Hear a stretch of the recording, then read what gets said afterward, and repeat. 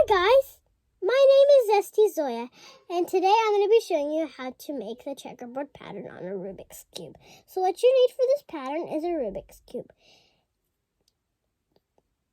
And let's go on the video. So,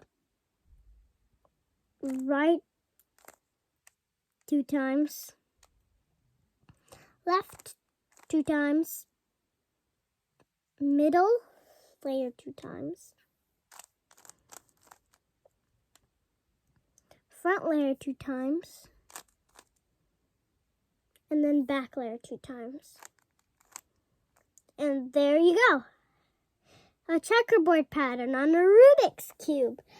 Thanks for watching, and don't forget to like and subscribe, and hit the notification button below. Bye. I love you. Mwah.